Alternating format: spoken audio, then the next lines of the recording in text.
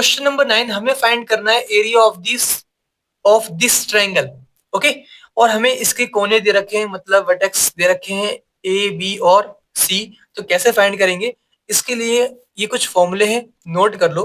यहाँ पे मैंने हर किसी की बात की है, मतलब पैराग्राम की बात की है जब उसके एडजेसेंट साइड्स गिवन होगा। इसका मतलब क्या हुआ?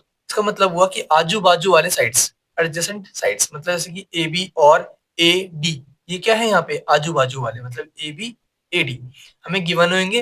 तो हम क्या करेंगे, सिर्फ आपको इसका क्रॉस प्रोडक्ट निकालना है और उसके बाद उस वेक्टर का जो आएगा क्रॉस प्रोडक्ट के बाद उसका मैग्नीट्यूड निकालना है।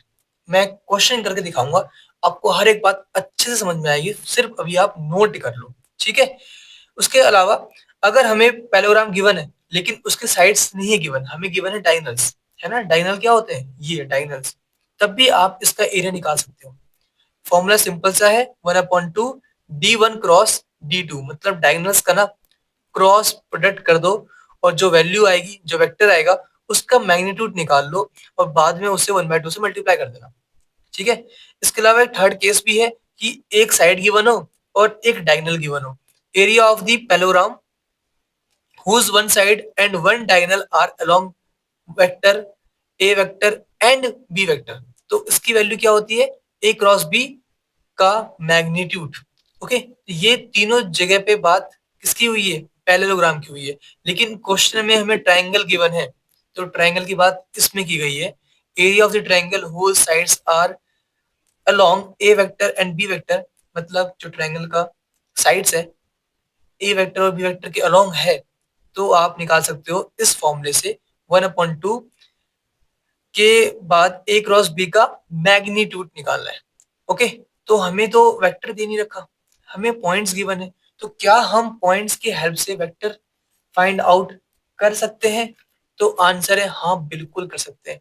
तो एक काम कर लो, या तो आप इसको ए बी वेक्टर लिख लेना या एक छोटा सा ए वेक्टर लिख लेना, मर्जी है। मैं दोनों बात लिख रहा हूँ क्योंकि आपको डाउट ना रहे, क्योंकि फॉर्मूले में ए और बी वेक्टर यूज किया गया है ना इसमें, और यहाँ पे ए बी और ए सी लिखा हुआ है, तो डाउट कुछ नहीं होना चाहिए। यहाँ पे डायरेक्शन ये है हमारे पास, ठीक। हमें लेने हैं आजू बाजू वाले साइड्स, मतलब जैसे कि ए बी लिया फिर ए सी लिया। ओके, सिंपल सी बात, ए बी फिर ए से सी, कोई से भी ले लो, जैसे कि बी सी और बी से ए, या सी ए और सी से बी, जो भी लेना है ले सकते हो, कोई मना नहीं है। लेकिन लेने कैसे? ए बी फिर ए से स्टार्ट करना है, ए सी, ठीक है। एडजेसेंट साइड्स मतलब आजू बाजू वाले साइड्स। डन, ये बात याद रखनी है, ठीक है ना। ऐसा मत करना कि ए बी लिया है और अगले बार में बी ए सी जगह पे सी ए ले लिया, ऐसा नहीं होना चाहिए। ए बी फिर ए सी, इसी पॉइंट को फिक्स कर लिया हमने, तो यहां से हम करेंगे बात। चाहे आप कोई से पॉइंट फिक्स कर लो, अगर आपने इसको किया है तो सी ए और सी बी, ठीक। तो इसको मैंने लेट किया है ए वेक्टर, मर्जी है आपको, करना है कर लो, नहीं करना लेट मत करो, आप सिर्फ ए बी वेक्टर लिख दो। यहाँ पे ए से स्टार्ट हुआ, बी पे गया। और दूसरी चीज वो फाइंड करनी है हमें, बी वेक्टर लिखना है, बी वेक्टर लिख लो या ए सी वेक्टर लिख लो। देखो ये चॉइस है आपके पास, ये लिखना है ये लिखो, ये लिखना है ये लिखो, ठीक। मैंने दोनों लिख दिया ताकि डाउट ना रहे। तो ए बी वेक्टर की वैल्यू क्या मिलेगी? ए बी वेक्टर निकालना है तो कैसे निकलता है? बी माइनस ए करना होता है हमें, है ना।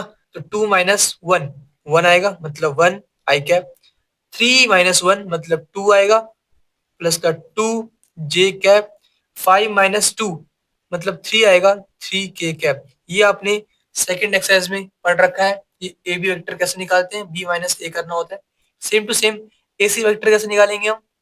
सी माइनस ए करना होगा। क्या करना होगा? सी माइनस ए, मतलब 1 - 1 0, 0 आई कैप। फिर 5 - 1 4 होगा, 4 जे कैप, प्लस 5 - 2 मतलब 3, 3 के कैप। ओके, इसके बाद फॉर्मूले ने कहा था हमसे कि 1/2, फॉर्मूला क्या है एरिया का? 1/2 into magnitude of A vector cross B vector. Okay, तो जल्दी से बताओ क्या वैल्यू मिलेगी? 1/2 मैग्नीट्यूड किसका? ए क्रॉस बी का। ए क्रॉस बी निकाल सकते हो आप, आराम से निकल जाएगा, सबको आता है निकालना। ए क्रॉस बी की वैल्यू क्या आएगी बताओ? डिटरमिनेंट करना होता है हमें, है ना। पहले हमें फर्स्ट रो में आई, जे और के लिखना होता है, फिर जो वैल्यूज है यहाँ पे, आई के साथ क्या है, कुछ नहीं है, मतलब 1 है, जे के साथ में 2 है, के के साथ 3 है, यहाँ पे 0 है, 4 है और 3 है।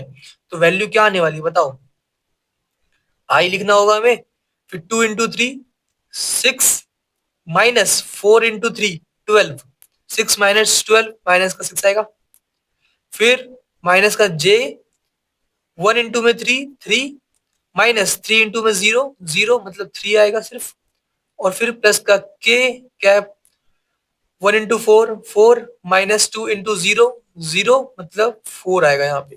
तो वैल्यू क्या आ रही है हमारे पास, माइनस का 6 आई कैप, माइनस का 3 जे कैप, फिर प्लस का 4 के कैप। ओके, ये बात तो सबको समझ में आ गई होगी। अब वापस से इस पार्ट पे आते हैं, हमें निकालना था ए क्रॉस बी का मैग्नीट्यूड। पहले हमने ए क्रॉस बी तो निकाल लिया, अब हमें इसका मैग्नीट्यूड निकालना है, मतलब इस वेक्टर का हमें क्या निकालना है, मैग्नीट्यूड। और वो कैसे निकालते हैं, रूट के अंदर आई के कोफिशिएंट का स्क्वायर मतलब -6 का स्क्वायर, फिर प्लस -3 का स्क्वायर, ऐसे निकालते हैं ना हम, प्लस 4 का स्क्वायर। हमें करना क्या होता है मैग्नीट्यूड के लिए, जो भी आई के साथ है, जे के साथ है, के साथ में है, सबका स्क्वायर कर दो और रूट के अंदर लिख दो। तो ये आ गई इसकी वैल्यू, इनटू में 1/2 था तो 1/2 अभी भी है। तो अब सॉल्व करते हैं यहाँ पे हम, 1/2 -6 का स्क्वायर 36 होगा, प्लस 3 का स्क्वायर 9, प्लस 4 का स्क्वायर 16। ओके, तो इन्हें ऐड कर लो आप, 36 प्लस 9 हमारा 45, 45 प्लस 15 60 प्लस 1 61, है ना। तो ये आ चुका है हमारे पास √61/2।